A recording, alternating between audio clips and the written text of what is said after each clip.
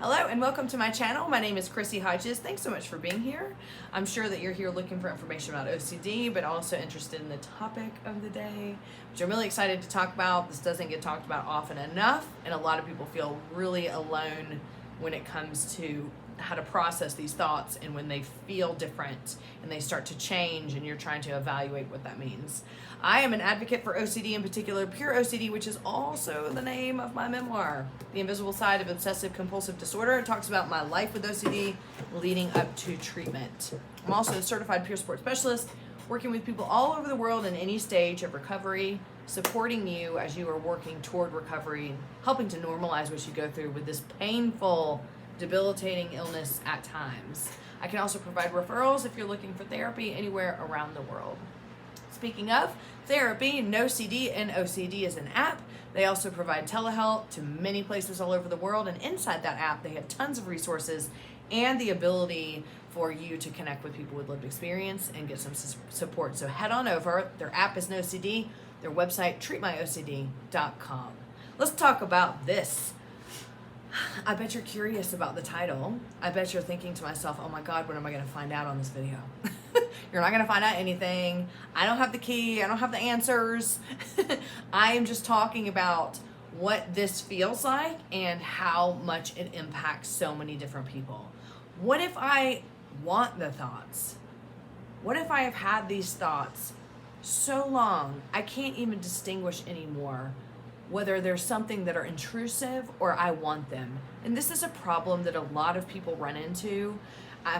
It doesn't have to be long term that you're living with these, but it can really be, dealing with these day in and day out. You all of a sudden are getting confused because you're looking for feelings in your body.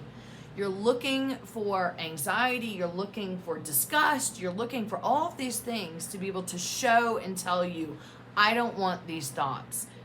When those feelings go away, when those feelings just are no longer accessible, because with OCD, the more we chase feelings to prove something, the more elusive they become. And so when that happens, you start to get scared. You start to think a few things. First would be, oh no, what if I'm in denial? What if this was real all along and I just didn't know it and now I'm finding out the truth? What if the only thing that was keeping me from acting on this stuff or accepting that this is real was the anxiety, and now the anxiety's gone, so I'm terrified? What if I'm finding out my true self? I hear this all the time from people. And this is why we cannot rely on feelings when it comes to OCD. Either way, feelings that make you feel like shit or feelings that make you feel good and relieved, like, oh my gosh, thank goodness I have anxiety about this. Thank goodness I have sadness and disgust about this, because that means the thoughts aren't real, okay? Feelings really can't be trusted when it comes to OCD. And the moment that you identify a feeling that is going to make you feel secure is the moment that feeling is going to go away. This is why this topic is so difficult. Inevitably, I'm going to go over, I have like 4 points here I want to talk about in depth. Inevitably, and if you don't feel this way, by the way, in my videos, I'm not going to cover every single thing that every person feels with OCD. OCD is like, is just like this shape-shifting blob that for everybody is like creating its own narrative of torture. So it may be creating your own narrative, but that narrative is not going to be represented in this video, so just understand that. But I am going to talk about a few different things. I lost my train of thought about what I was going to say. It's okay. I'll rewatch the video later and then I'll be like, damn it. It will come to me though. Okay, let's talk about the title of this, which is, what if I want the thoughts? Do I want the thoughts? I mean, this is the eternal question, right? At some point, it is going to turn into that for most people. Oh, that was what I was going to say. At some point, this is inevitable. Whether it's early in the cycle of OCD, whether you've had this for years and years and years, it then at first, we typically become alarmed by the thoughts. Why would I think that? What does that mean? Oh my gosh, I don't want this, and I'm doing compulsions, and this is all consuming and whatever. But eventually, when you are over and over and over doing these compulsions and you're thinking these things all the time, your relationship might change with that phrase, do I want the thoughts, right? Because of several reasons. So let's go over them. Number one, I am conjuring these thoughts up. That must mean, yes, I want the thoughts. What does that mean? Well, hello, you have a disturbing thought. You're scared of it. You're terrified of it. It's not what you want. It's against whatever you want. It's everything you don't want. And all of a sudden, you're going, well, why did I have that thought in the first place? The logical thing would be to be like, okay, let me try to experience that again and see if I have the same reaction.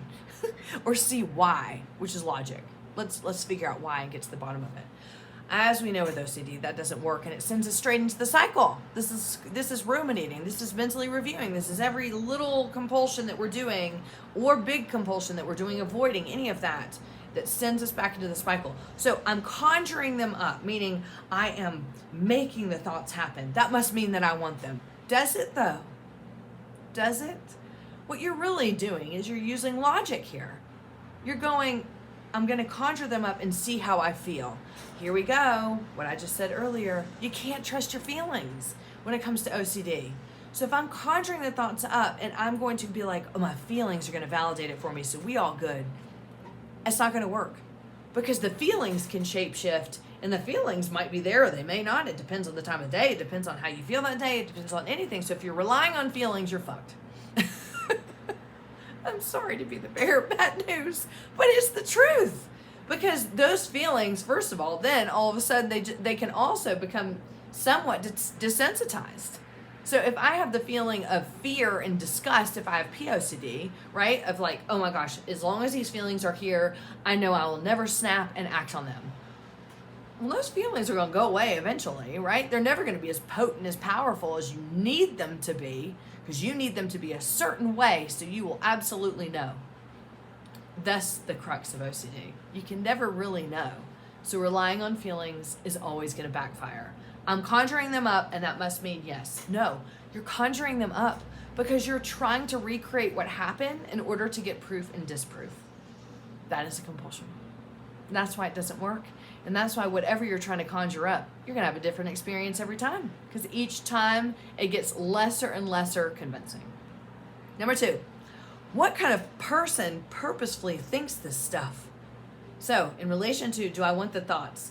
I must be a horrible person if I'm purposefully conjuring them up. If I'm doing it on purpose, there must be some reason that I do want them. And what kind of person? Okay, now we're going down this whole separate lane here. Okay, what kind of person does that? A person suffering with OCD. And I know what you just thought. You went, but maybe I'm not suffering with OCD. I'm the one person that's not. Let me tell you, bro, you would not be at this video if you weren't. There's your reassurance for the video. The kind of person that purposefully thinks this stuff is a logical person.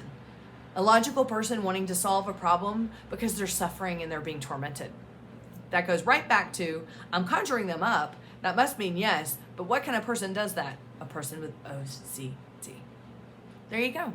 I know it's hard to believe. I know.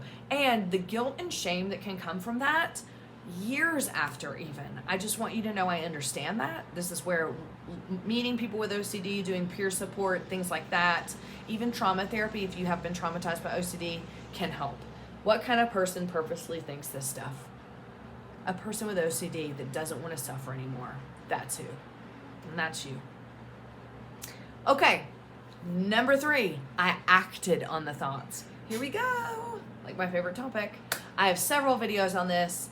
If you want to know in more depth, because I'm not going to go that much in depth about it right now. If you want to know more in depth, go to my videos and look for my videos that say, did I act on the thoughts, things like that. Acting on the thoughts is in the eye of the beholder. I say this 1,000 times. Acting could mean, acting does mean, in the terms of OCD, I'm doing a compulsion to try to see how I'm going to react. There's no difference between what you're going to do here, I'll get to that in a minute, like acting, physical acting, then conjuring them up. In fact, sometimes people think conjuring thoughts up is acting on them. I purposefully did this. See how all these are interrelated. I purposely did this, so that means they must be true, and that must mean that I do want the thoughts, and why would I do that? I must be a bad person. What kind of person thinks these thoughts? I acted on them. Now let's go to acting on them. What is acting? Is the eye of the beholder. I can't stand that phrase, by the way. I acted on something. Like it just, especially with OCD, but it just in general, I acted out. I hate that. So people with OCD, when they are having intrusive and disturbing thoughts, typically want to test themselves, right? So they want to do compulsions.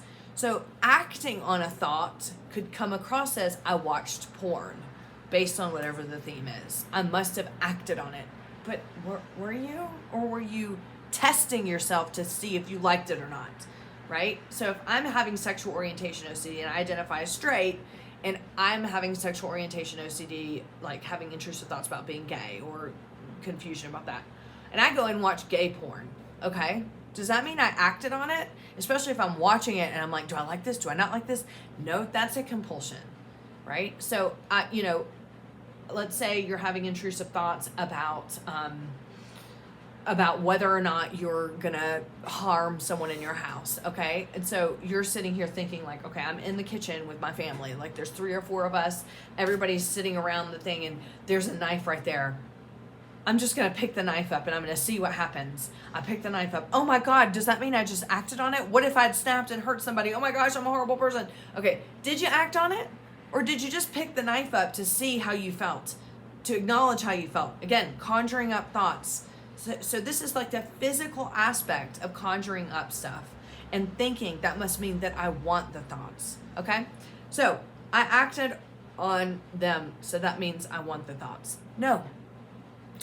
You acted on things because you were testing yourself, because you were doing compulsions. And again, as a human being with OCD, we are looking for proof or disproof all the time. And that can manifest in so many different ways. Please do not confuse acting on something, which means that you want the thoughts, with I am testing myself, I'm going to do a compulsion just to see. If the compulsions are present, which you may not be able to see and you're watching this and you're like, the compulsions aren't present. Yes, they are. You're just not wanting to see them. Then it is likely OCD. What kind of person purposely thinks of stuff? Someone with OCD. So lastly, I can no longer distinguish what I want.